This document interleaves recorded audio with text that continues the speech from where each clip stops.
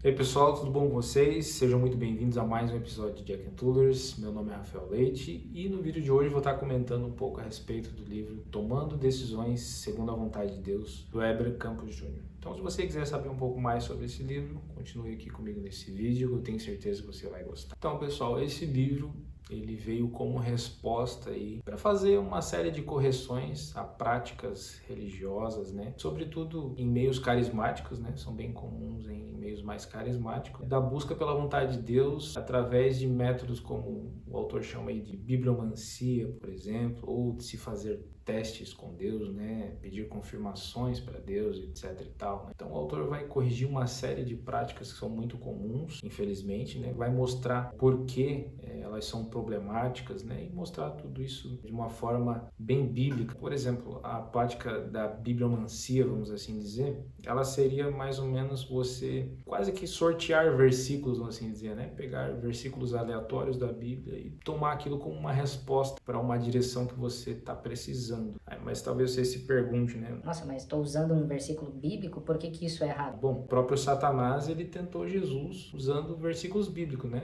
Justamente para induzir ele ao erro, né? Então, só porque você está, de certa forma, se valendo de versículos bíblicos, não significa que você está fazendo isso da maneira certa, da maneira com que a própria Bíblia diz que você tem que fazer. Outra questão que ele aborda, como mencionei, é sobre os testes. Pessoas que pedem muitas coisas para Deus como confirmação, né? Para tentar descobrir qual é a vontade de Deus para a vida delas. Um exemplo clássico, né, que essas pessoas usam, né, para justificar esse tipo de prática é justamente o exemplo de Gideão, né? Ele fez alguns testes com Deus ali e Deus respondeu os testes que ele fez. Mas o Heber Campos ele vai mostrar que Deus, na verdade, já tinha respondido ele, já tinha se demonstrado a favor de Gideão, mas mesmo assim ele foi lá e pediu mais testes para Deus, né? Então Deus se permitiu responder esses testes primeiro por causa da incredulidade de Gideão. Então ele vai mostrar que esses e outros exemplos parecidos, né, outras situações bíblicas como essa, na verdade elas são sempre fruto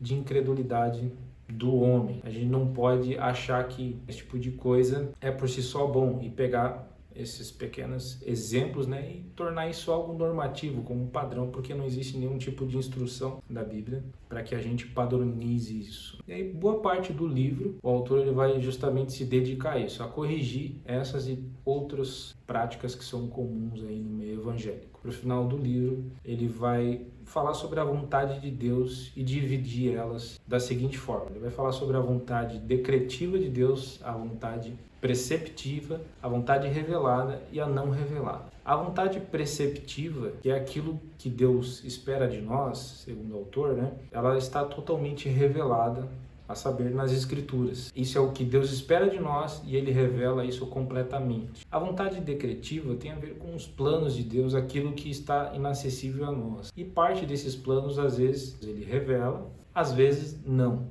Um exemplo é sobre a salvação, tem a ver com os decretos de Deus. Ele fala que vai salvar muitos, mas não fala quem. Então, parte desses decretos eles estão revelados para nós, mas outra parte não.